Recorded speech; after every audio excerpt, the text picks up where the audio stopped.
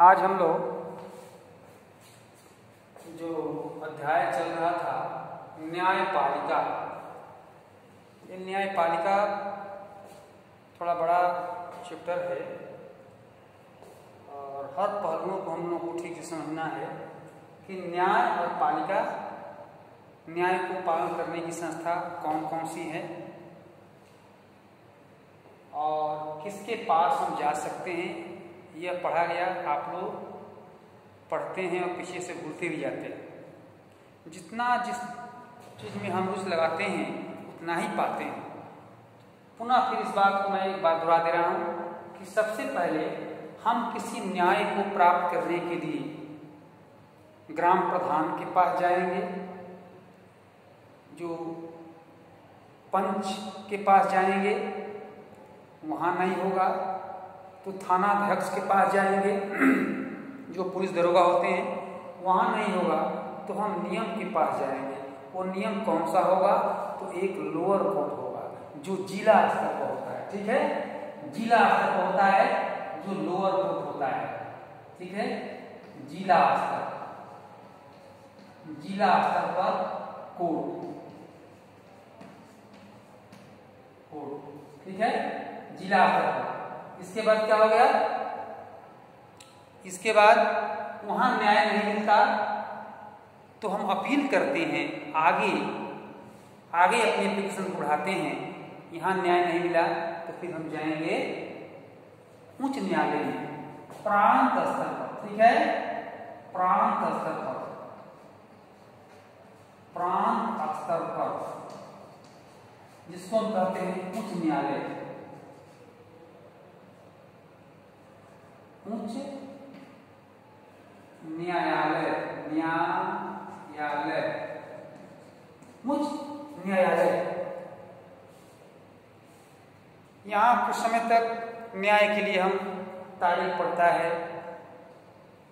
तारीख पर विभिन्न इजलास होते हैं और उसमें लोग, दोनों पार्टी के लोग जाते हैं, बैठे रहते हैं। कब जज आएंगे, सेशन जज, न्यायालय के जज, तब उनके आने पर उनका जो पेशकार होता है सब फाइनल आएगा, ला करके वहाँ पर मुकदमा की सुनवाई होती है।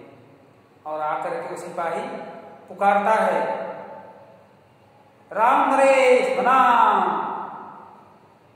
अमीर हाजिर हो। इस प्रकार से वो चिल्लाता है। और जब क्लाइंट जो है, दोनों मुलजिम कुछ लोग एक साथ बैठते रहते हैं, अपनी प्रतीक्षा तारीख का वो प्रतीक्षा करते हैं, तब सुन करके दोनों दल जाते हैं। उसी में से दोनों दल के वकील आते हैं। दोनों दल अपने अपने वकील को रखे रहते हैं। जब एक दल का वकील नहीं रहता है तो फिर बोल देते हैं पेशकार से, थोड़ा मेरा वकील साहब दूसरे कोर्ट में गए हैं और बाद में आएंगे तो एक बार और मुकदमा की पेशी होगी। तो वो फाइल जो है वो जज साहब वो फिर नीचे रख देते हैं और यदि गुस्से में हो गए तो उस पर फिर रिजेक्ट कर देंगे, दूसरा तारीख दे देंगे कि आज नहीं सुनवाई होगी और फिर बाद में। या फिर थोड़े समय के बाद आते हैं तो वो वकील के साथ लेकर के आते हैं और फिर मुकदमा की सुनवाई होती है। तो फिर उस पर बहस होता है, आगे का डेट पड़ता है। ऐसे कई बार डेट पढ़ते पढ़ते भैया बहनों उस बहस होता है मुकदमा पर। यदि क्राइम का है, यदि जमीन संबंधी है, यदि हमारे घर के विवाद है, ठीक है, तो इस प्रकार से वकील दोनों से बहस करता है। इसको आप लोग वीडियो में या अपने मोबाइल पर भी या अपने कहीं पर पिक्चर जरूर देखे होंगे, कैसे बहस होता है, किस प्रकार से।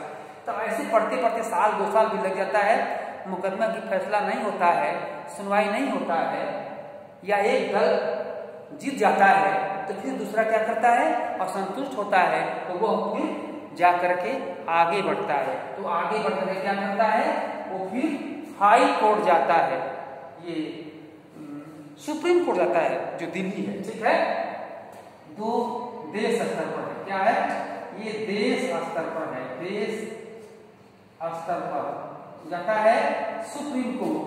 वो जाता है अर्थात उसका नाम क्या है? उच्च न्यायालय, सर्वोच्च न्यायालय। ठीक है, सर्वोच्च उसका नाम है सर्वोच्च न्यायालय।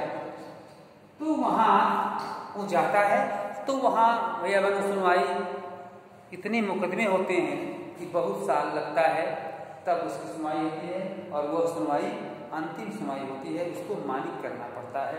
इस प्रकार से हमारे भारत के ये न्यायालय हैं। इसके बाद एक फौजदारी और दीवानी, इन मुकदमों के जो कैटेगरियां हैं, इसका हमें चार्ट बनाने के लिए हम दिए थे कि आप लोग चार्ट बना लेंगे कि फौजदारी की मुकदमा क्या है, दीवानी की मुकदमा क्या है, ठीक है, क्राइम अपराध क्या होता है।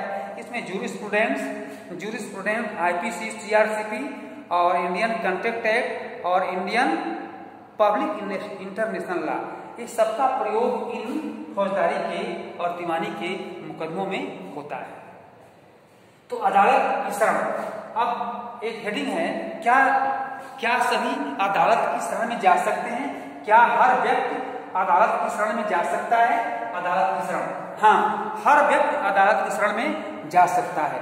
अब देखते हैं सुधा के हत्याकांड वाला एक केस में इस बात को ध्यान रखते हुए देखा गया है कि उस हत्याकांड में कैसे वो दहेज प्रथा का ये कानून के अंतर्गत उसको बुलाया गया, और वो फिर अपने मुकदमे की सुनवाई के लिए वह जाता है और उसको न्याय नहीं मिलता है, तो फिर वो अपील दायर करता है, आगे अपील दायर करता है, और यह फैसला वकीलों के माध्यम से कराने के लिए वो दौड़ता है।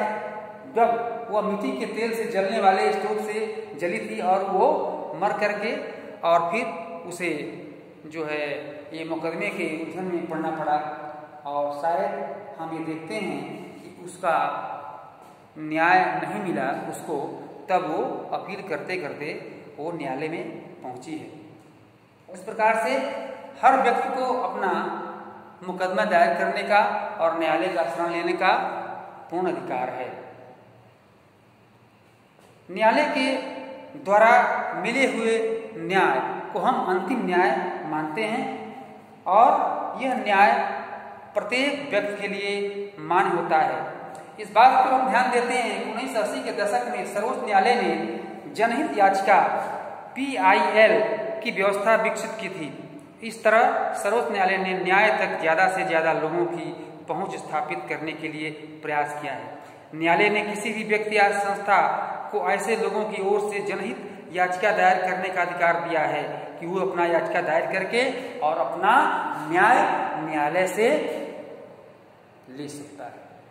परंतु उसमें होता है क्या भैया बहनों कि दोनों ओर के जो वकील होते हैं फिर वो काफ़ी परेशान में डालते हैं।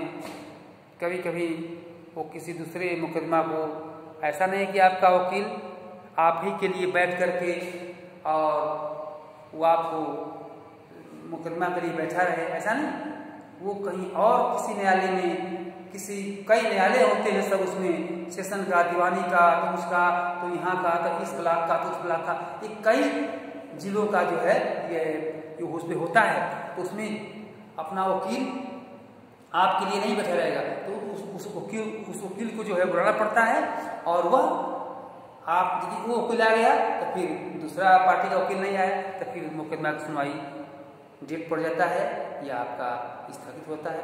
ऐसे कई परेशानियां आती हैं एक एक चीज को सहन करने के लिए और उसकी अंतिम फैसला लेने के लिए। आप देखते हैं कि आप घर से चलते हैं शहर के लिए कुछ सामान खरीदने के लिए, तो देखते हैं दुकान बंद है या वो सामान नहीं है या ऐसा है, तमाम प्रकार की उलझनें सामने आती है, तब जाकर के हमारा कोई फैसला का सिद्धांत सामने आता है। इस तरीका से हम लोग धीरे धीरे पाठ के अंतर्गत हम लोग जो कुछ कम से कम व्याख्यान बौद्धिक सुनते हैं, पाठ पर चर्चा सुनते हैं, इसको आप विधिवत पाठ को निकाल करके और फिर उसको ठीक से अध्ययन करते हैं, तब हमको समझ में आता है कि वास्तव में न्याय क्या है और कैसे कैसे दोनों ओर के पार्टी के वकील होते हैं, कैसे बहस होता है और कैसे न्याय मिलता है, कितने टेढ़ी खीर होता है न्याय को प्राप्त करना और कितनी परेशानियों का, उलझनों का झेलना होता है। यह हम लोग न्याय पालिका के अंतर्गत पढ़ रहे थे। इस प्रकार से इस पाठ को हम लोग अभी और एक लग सकता है, इस पर हम लोग चर्चा करेंगे।